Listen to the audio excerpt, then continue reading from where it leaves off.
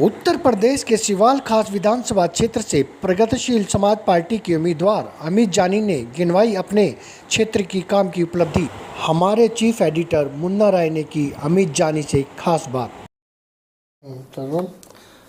नमस्कार, मैं हूं मुन्ना राय और मेरे साथ मौजूद है अमित जानी जी, जो पश्चिमी उत्तर प्रदेश के मेरठ में समाल खास विधानसभा क्षेत्र से तैयारी कर रहे हैं। खास करके मैं आपको बताऊं कि जो शिवपाल सिंह यादव जी हैं, उनके काफ़ी करीबी माने जाते हैं और हम इनसे जानेंगे कि अपने क्षेत्र में तैयारियों का क्या लाभोलुभाव है।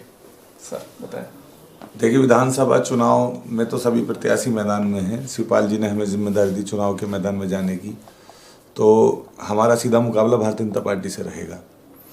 भारतीय जनता पार्टी के जो वहाँ के प्रतिनिधि हैं, वो 5 साल में जनता के बीच में नहीं रहे।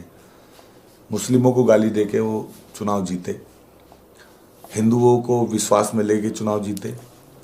चुनाव जीतने के बाद पूरे विधानसभा क्षेत्र में 3.25 लाख मतदाता जो हिंदू मतदाता हैं, जिनका समर्थन उन्होंने लिया, कोई एक काम उनका नहीं किया। जाट, गुजर, बनिया, ब्राह्मण, त्यागी, राजपूत, दलित, पिछड़ा, अगड़ा, सारा वर्ग उनसे परेशान है। स्थिति ये है कि अगर माननीय विधायक जी का फोटो लगा दिया जाए क्षेत्र में और ये कह दिया जाए कि इस फोटो को पहचानने वालों को 5,000 रुपये इनाम दिया जाएगा, तो कई लाख लोगों में से 2-4 लोग ही 5,000 जीत पाएंगे। लोगों ने पहचानते भी नहीं है। हम क्षेत्र में गए, हम लोगों ने काम शुरू किया तो हमने बिना धर्म, बिना जाति देखे सबसे पहले ऐलान किया कि जो बच्चा पढ़ नहीं पा रहा है शिक्षा के अभाव में, उसकी हम किताबों की व्यवस्था कराएंगे, फीस की व्यवस्था कराएंगे। हमने कराई। लोगों को अस्पताल जाने के लिए कोई सुविधा नहीं थी। 108 की तबाही हो गई बीजेपी सरकार में। हम लोगों ने अपनी प्राइवेट 5 एम्बुलेंस अपने क्षेत्र में चलाई। लोगों को इलाज में पैसे देने की बड़ी किल्लत थी, चूँकि लॉकडाउन के बाद तो रोटी की समस्या है। हम लोगों ने 1 लाख रुपए तक का इलाज एक्सीडेंटल मामलों में अपनी विधानसभा क्षेत्र के लोगों का अपनी तरफ से कर दिया कि अब किसी का एक्सीडेंट होता है तो उसकी माँ को, उसके पिता को ज़मीन नहीं बेचनी पड़ेगी, मंगलसूत्र नहीं बेचना पड़ेगा, जेवर नहीं बेचने पड़ेंगे।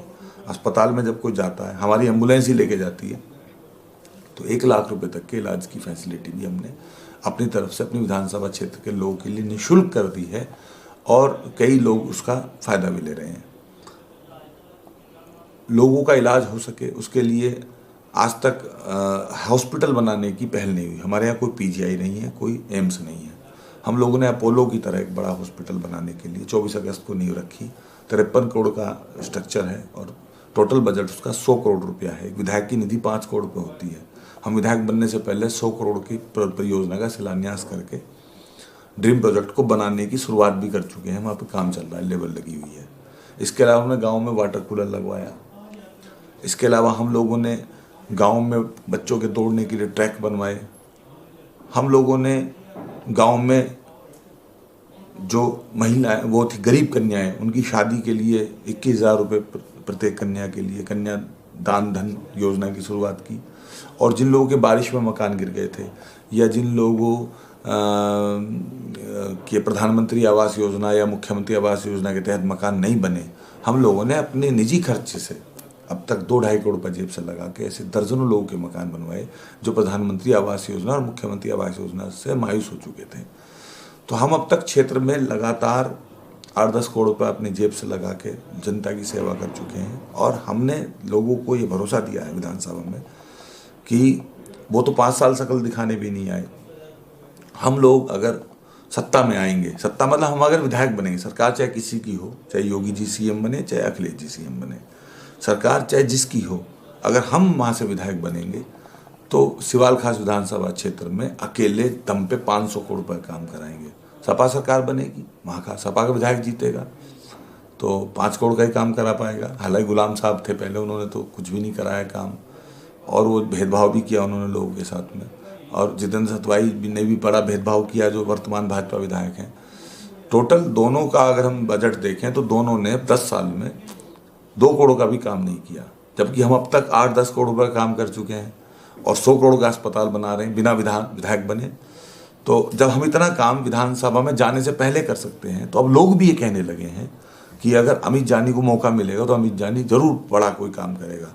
तो विधानसभा के लोगों को भरोसा है कि अमित जानी 1500 करोड़ का काम करा दें। हम अपनी विधानसभा में यूनिवर्सिटी चाहते हैं, बड़ा स्टेडियम चाहते हैं इकाना जैसा, नेहरू स्टेडियम की तरह। हम अपनी विधानसभा में बहुत मतलब एक पोर्ट चाहते हैं हेलीकॉप्टर्स की लैंडिंग के लिए, ताकि इमरजेंसी हो तो हम एयरलिफ्ट कर सकें अपने पेशेंट्स को, एयर एम्बुलेंस के लिए। हम अपनी विधानसभा में एक हवाई पट्टी चाहते हैं। हम अपनी विधानसभा में एक जू चाहते हैं, बहुत बड़ा चिड़ियाघर। हम अपनी विधानसभा में बहुत बड़ा एक पार्क चाहते हैं। बहुत सारी रेंज बन सकती हैं, बहुत सारे जंगलात हैं, लेकिन उस पर ध्यान नहीं है। वाटर पार्क बन सकता है, भोला की झाल हमारे यहाँ है, हरिद्वार की तरह छोटा हरिद्वार बन सकता है। लेकिन चूंकि सब लोग जाति धर्म, जाट, गुजर, बनिया, ब्राह्मण, त्यागी, मुसलमान, हिंदू इसी में इल्झा के चुनाव लड़ते रहे, अब क्षेत्र में इस बात की अवेयरनेस है, जागरूकता है कि अमित जानी आएगा तो कुछ बदलेगा। अमित जानी जी, वैसे भी आपकी जिस तरह से कह रहे हैं कि विकास हमको करना है, कुछ अलग प्रोजेक्ट करना है, कुछ अलग चीज़ें सोचनी है, लेकिन इसके पहले भी अगर पिछले दिनों की बात किया जाए तो आप पे कुछ छोटी मोटी एलिगेशंस भी हैं। लोगों का मानना है कि कुछ एलिगेशंस हैं आप पे। देखिए, मेरे ऊपर कोई जमीन कब्जाने का आरोप नहीं है, मेरे ऊपर कोई हत्या का आरोप नहीं है, कोई अपहरण का आरोप नहीं है, मेरे ऊपर कोई डकैती का आरोप नहीं है। राजनीति में जो मैंने 30-40 मुकदमे लिए, जो 4.5 साल मैंने जेल काटी, वो जनता के मुकदमे हैं। जनता की बात आप नहीं सुनेंगे तो हम लड़ेंगे तो मुकदमा दर्ज होगा। सिसोला गांव के जुल्फिकार मियाँ की बेटी, हमारी विधानसभा के गांव सिसोला, जुल्फिकार मियाँ की बेटी सना खान हॉस्पिटल में एडमिट है, और मैं जा रहा हूँ अगर डॉक्टर के पास ये कहने के लिए कि इसका 20,000 रुपये बिल कम कर दीजिए, और वो गुंडागर्दी करके स्टाफ मुकदमा दर्ज करा देता है कि हॉस्पिटल में रंगदारी मांगने आए थे। या मैं गरीबों को खानपुर गाँव में विधवा पेंशन बांटने जा रहा हूँ, या फिर छात्रवृत्ति बांटने जा रहा हूँ, या वजीफा देने जा रहा हूँ, और वहाँ पे विपक्ष के लोग क्षेत्रीय विधायक के आरोप इशारे पर प्रशासनिक मशीनरी का दुरुपयोग करके जानी थाने में मुकदमा दर्ज करा देते हैं। या कोई भी ऐसा मामला, ये सारे मुकदमे जितने भी हैं, कोई व्यक्तिगत मुकदमा नहीं है, मेरा किसी को दोष नहीं। हम तो बनिए हैं, ना काहू से दोस्ती ना काहू से बैर। हमें तो कोई गाली भी दे देता है तो हम तो ये कहते हैं कोई बात नहीं, चौधरी साहब लगी नहीं रहेगी। हमारे बाबा जी यही कहा करते थे, जब हम कहते थे कोई गाली दे रहा तो कहते थे भाई दे ही तो रहा, कुछ ले तो रहा नहीं, तो दे रहा है तो लिए जाओ। लाला का मतलब क्या, लाविला क्या दे रहा है। तो हम लोगों ने तो व्यक्तिगत तो किसी को झगड़ा किया ही नहीं। हमारे तो जो 40 मुकदमे हैं, जो हमारे ऊपर 4-4.5 साल हमने जेल में बड़ी पीड़ाओं में गुजारे हैं, वरना हल्दी मिर्च तेल दवा को बेचते, हम भी व्यापारी हैं। 10 करोड़ रुपये क्षेत्र में बांट सकते हैं तो 10 करोड़ रुपये देके किसी से MLC भी ले सकते हैं, हम भी राज्यसभा ले सकते हैं, हम भी कहीं नॉमिनेट हो सकते हैं। दर्जा राज्य मंत्री कितने में बिकता है सबको पता है, हर सरकार में बिकता है। हम लोगों ने कभी व्यापार में भी हम सारा फोकस कर सकते हैं, पैसा कमाने के लिए हम नहीं आ रहे। एक व्यक्ति विधायक इसलिए बनना चाहता है कि 4 लोगों की ज़मीन कब्जाए, अपनी हवाई चप्पल से हवाई जहाज तक का सफ़र तय करे, और अपनी आल्टो गाड़ी छोड़ के वो फॉर्चूनर पर आ जाए। हम ऑलरेडी जो है, हमें परमपिता परमेश्वर ने इतना दिया है कि हमें कोई दिक्कत नहीं है किसी बात की। हम चाहते हैं कि हम सिवाल विधानसभा क्षेत्र में इतना काम, जो असंभव काम है वो हम लोग कर रहे हैं, जो कभी नहीं हुआ। बताइए किस विधानसभा में आज, पूरे प्रदेश की किस विधानसभा में आज गरीबों को एक्सीडेंट के बाद किसी का वाहन छोड़ने जाता है? हमारी एम्बुलेंस चल रही है फ्री ऑफ कॉस्ट, हज़ारों लोगों को लेके जाती हैं, हज़ारों लोगों को लेके आते हैं। और एक मैं आपको बात बताना चाहता हूँ, एक कहावत है गांव की सीधी सादी की, कुआं प्यासे के पास नहीं जाता है, प्यासे को कुएं के पास जाना पड़ता है। ये कहा जाता है कि मरीज अगर कोई है तो वो अस्पताल जाएगा, अस्पताल तो नहीं आता मरीज के पास चल के। लेकिन हम लोगों ने तो बसें बनवा दी हैं, उसमें ICU है, वेंटिलेटर है, उसमें ऑपरेशन थिएटर है। यानी कि अगर गांव में कोई दिक्कत होगी तो अब हमारी बस जाके उसका ऑपरेशन करके आ जाएगी। ये mobile OT van Chaudhary Ajit Singh ने, जब उनका देहावसान हुआ, उन्होंने अंतिम सांस ली, तो उनके अंतिम शब्द ये थे कि गांव के लोगों का ध्यान रखना, उनके पास ना दवाई है ना सुनवाई है। तो हमने सोचा कि गांव के लोगों के पास तक मेडिकल हेल्थ फैसिलिटी देनी चाहिए।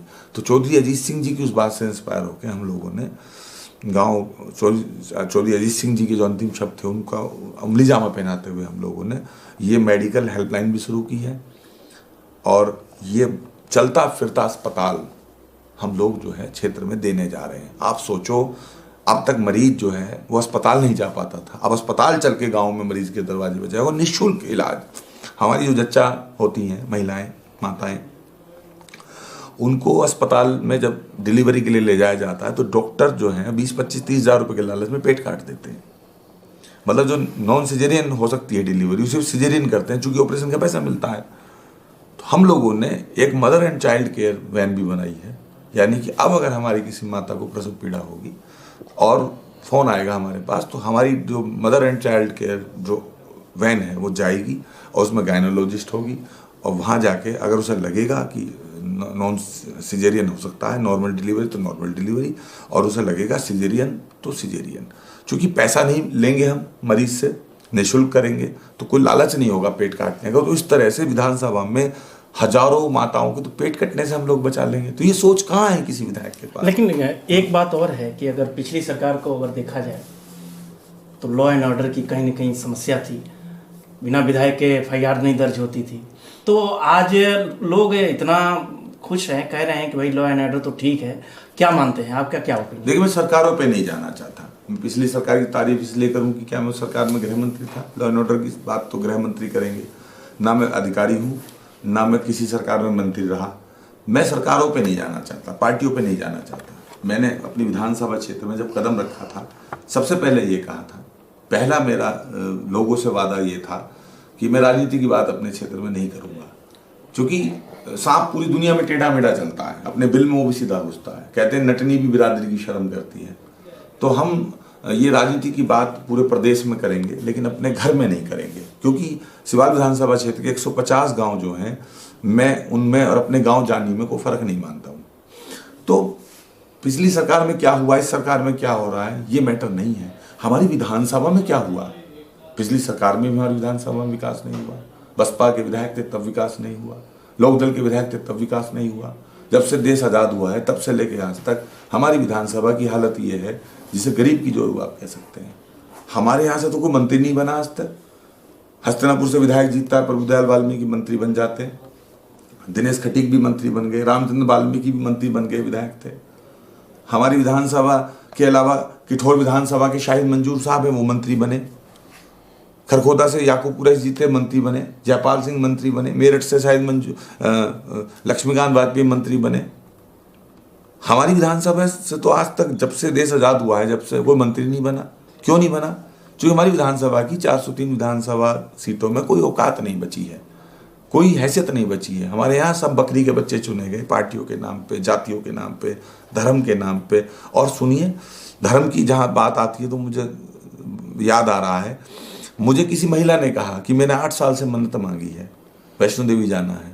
मुझे किसी महिला ने कहा हमारे क्षेत्र की कि मैंने 8 साल से मन्नत मांगी है, हर बार मैं चूक जाती हूँ, मैं वैष्णो देवी नहीं जा पाती हूँ।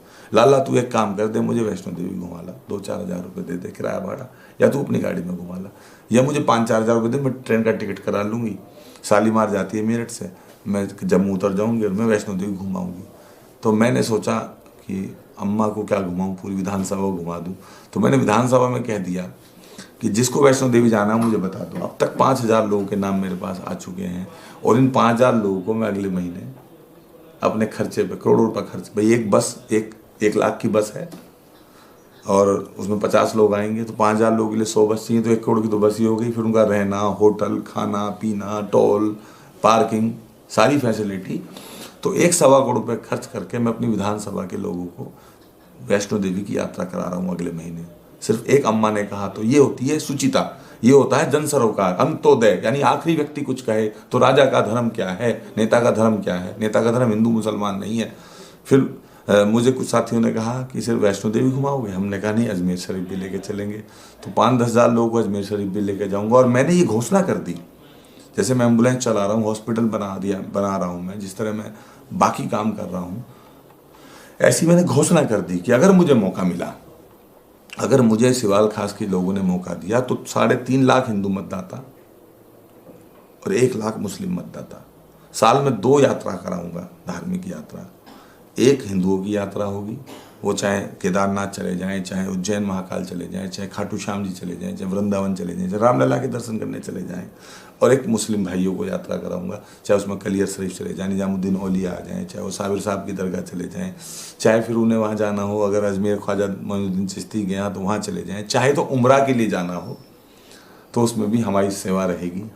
हमें हमारे लिए, हम कहेंगे हमारे लिए भी दुआ कर लेना वहाँ जाके मोहम्मद के शहर में, जहाँ सर झुकाते हैं ओलिया, वहाँ पाँव रखना रवा नहीं। तो हम तो जा नहीं पाएंगे, लेकिन वो सब तो जा सकते हैं, हमारे लिए दुआ करेंगे। तो दुआओं की हमें आवश्यकता है। हम चाहते हैं कि विधानसभा का चुनाव तो जीत ही जाएंगे, हम लोगों का दिल जीतना चाहते हैं, दिलों पे राज करना चाहते हैं। शहंशाही नहीं, मुझको फकीरी कर अता मौला, ज़मीनों पर नहीं दिल पर हुकूमत चाहते हैं। दिल पर हुकूमत चाहते हैं, ये थे अमित जानी जी। और मैं आपको बताऊं कि जिस तरह से सरकार आती हैं तो लोगों को यात्राएं कराती हैं, लेकिन ये अपने निजी खर्चे पर जिस तरह की हुंकार भर रहे हैं, शायद भगवान करें इसको अपने ज़िंदगी में जारी रखें और लोगों की आकांक्षाओं पे खरा उतरें, यही हम भी उम्मीद करते हैं। कैमरामैन जय किशन के साथ Munna Rai, India News, Metro India News, Delhi.